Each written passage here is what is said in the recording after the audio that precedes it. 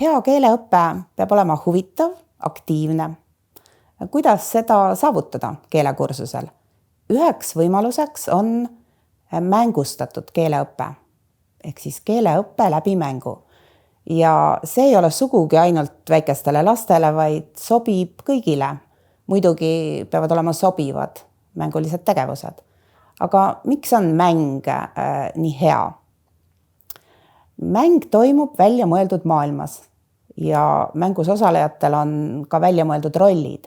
See tähendab, et inimene ei ole tema ise seal mängus ja see vabastab inimese paljudest pingetest.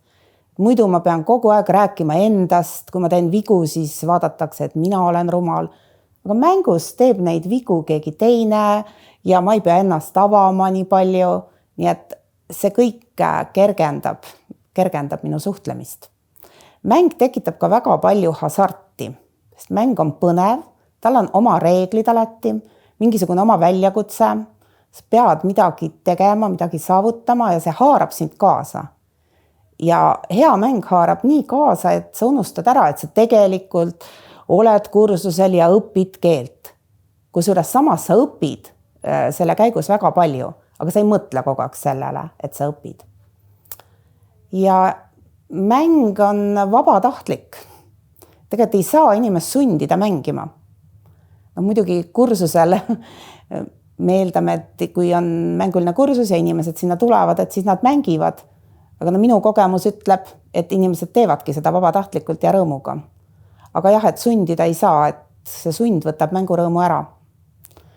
Ja mäng ongi siis, ta on aktiivne, on väga palju erinevaid mängulisi tegevusi, ta sisaldab üsna palju liikumist, erinevalt klassikalisest keeleõppest, kus inimesed istuvad laudade taga, kirjutavad, siis mängulises keeleõppes väga tihti nad tõusevad püsti, nad käivad ringi, nad teevad pantomiime näiteks, erinevaid liikumisi.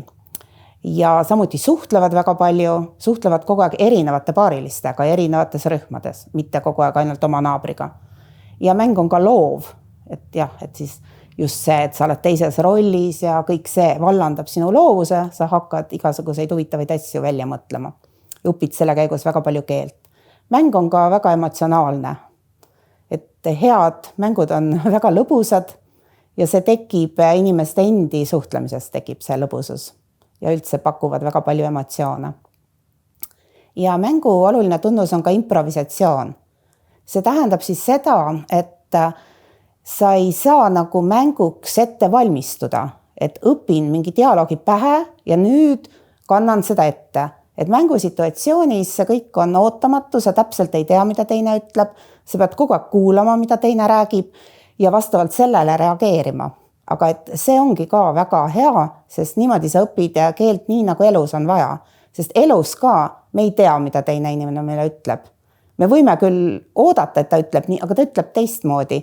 Ja meil on teda lihtsalt vaja kuulata ja proovida hakkama saada ja niimoodi me saamegi hakkama, kui meil on selleks julgust. Nii et minu enda kogemus ütleb ka, ma olen päris kaua tegelenud mängulise keeleõppega, et see inimestele väga meeldib ja kui see on hästi üles ehitatud, loogiline ja tore, siis ta on ka väga tõhus, et inimesed tõesti hakkavad keelt kasutama ja sooritavad ka eksamid.